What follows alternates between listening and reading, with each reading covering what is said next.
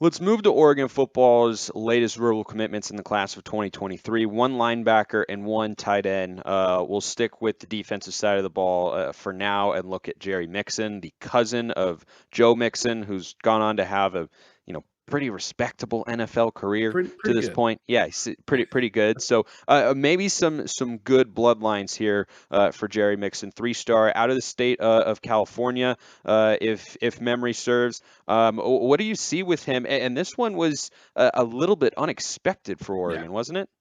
Yeah, it was. I remember when he committed, our sister site over at SI wrote the story and sent it to me, and I was like, Oregon. I didn't see that connection. But look, the more you look at him, you're like, oh, this is nice. This is a really nice get.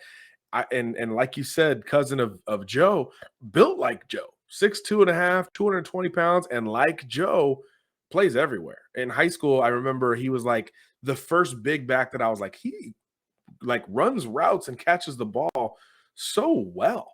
And he was like Najee Harris's like mentor, and then Najee became that big back that catches the ball so well. And now here's Jerry Mixon doing those same things. I just saw scrimmage highlights where he was playing wide receiver and went up for 2 contested catches in the end zone and made them with ease. And I'm like, are we sure he's playing linebacker? But that's a great thing. That's a great problem to have from the Oregon perspective, because this is a do-it-all athlete. Tight end, wide receiver, running back, linebacker, defensive end.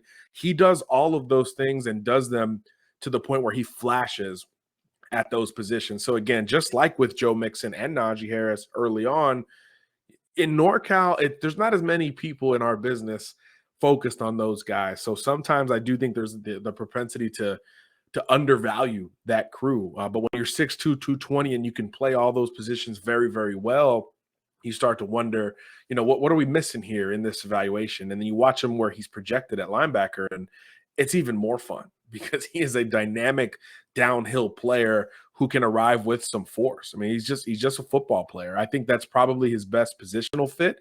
I think he can moonlight as a pass rusher, but he could also probably moonlight as an underneath coverage guy, because the range and ball skills that he shows on offense now tells us a different story about that ability. So I think he'll need to focus on one position to maximize that potential, but the frame, the athleticism, and certainly the bloodlines look really nice for the Ducks here. It looks like a really nice quote unquote under the radar find for this coaching staff.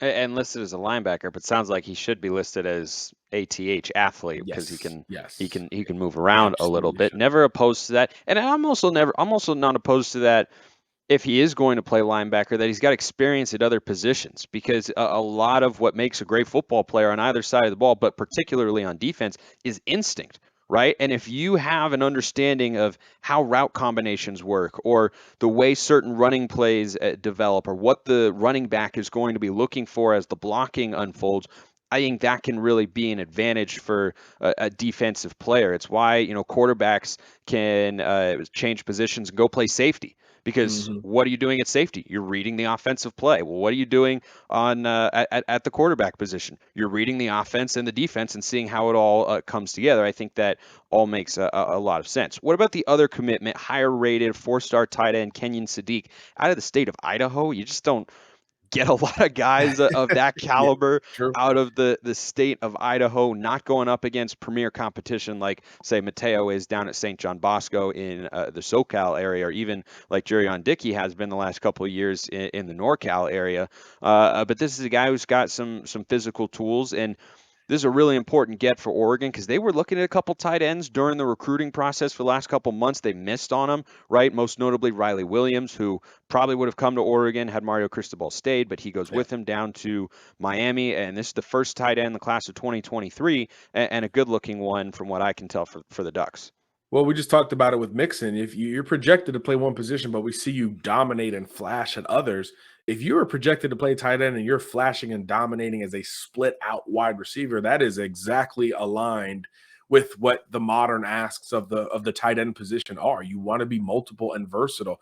So he's got the frame at 6'4", 6'5" to add some mass and be that kind of balanced tight end where he's in line, he's split out, he's in the slot, he's an H back, he's kind of lining up everywhere, because look, tight ends are your fullbacks of the present now anyway. But on the surface level right now, you see dominance at the catch point. And at the apex, which means he's got some bounce to him. I hadn't checked if he's a basketball player as well, but this is a windmill dunk kind of guy with the bounce that Sadiq shows on the football field. So I'm a big fan of that. And like you said, he's from Idaho, where you don't typically get the greatest competition. So what do we ask? What do we ask when you're playing low-level football or private school ball in some of these states? Dominate.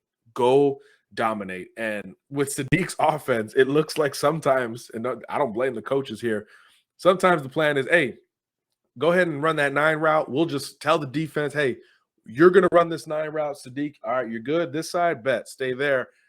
And even if the defense knows it's coming, it doesn't matter because 6'4", 6'5" with bounce, ball skills, and the tracking ability is still too much. So you can either out-rebound the defensive back or out-jump the defensive back with that great frame, and that's really where it becomes intriguing. There's even one play where he's getting just harassed, a pass interference and a half, if you will, still comes down with the football. So there is this combination of length, body control, awareness, and the ability to track and finish at the catch point that's really impressive. Does that mean he's got room to improve in his route concepts and leverage and coming in and out of his breaks and all that stuff? Yes, absolutely. But again, if you're a tight end, you're going to put some weight on him on top of that. So I just think this is a raw upside type of pick for the Ducks. But if you think of what Kenny Dillingham wants to do, totally modern, right? I mean, you want your tight end to move around and kind of go nuts. I think Trey McKitty was the tight end at Florida State, who was kind of a tweener size-wise, but he lined up in the backfield as a wing, split out, attached, and really did damage. I think he's still in the NFL at this point, and he was not projected as such when he was in college. So this is the type of gadget athlete that you can present as a tight end right now from a physical perspective, but then you could also build him into more of a conventional tight end. But those physical skills with the ball in the air are undeniable. And when we talk about basketball on grass, that's a lot of what it's about. 50-50 balls and the back shoulder. It's positioning more than precision at this point. And these are the type of players that win in those margins come Saturday. So I really like this get. I was talking about instincts for players on the field earlier, but how about your instincts, John? A three-sport athlete is Kenyan Sadiq. He does play I knew it. basketball, also runs track, and in the 100-meter dash, just a hair over 11 seconds, which is Unreal. not bad for a guy who projects as tight end. Also worthy of note for Duck fans. This is a guy who can play wide receiver straight up and is not traditionally a tight end, right? He's not the Maliki Matavau mold, who's just kind of big, bruising, like almost closer to offensive lineman than wide receiver. Terrence Ferguson, who I think could be an explosive player this year in Oregon's offense, and I like a lot. He was the same way. He did not play tight end really in high school, hardly at all. He was mostly a wide receiver, but he came to school. He bulked up a little bit, and now I think he looks really, really good. And our shows always bulk up in the best way when we get John Garcia Jr., Director of Recruiting for Sports Illustrated. John, appreciate the insight as always. Good to have you back. Always a pleasure to be on with you, Spencer. Take care, boss. I appreciate everyone listening. Have a wonderful rest of your day, and go Ducks.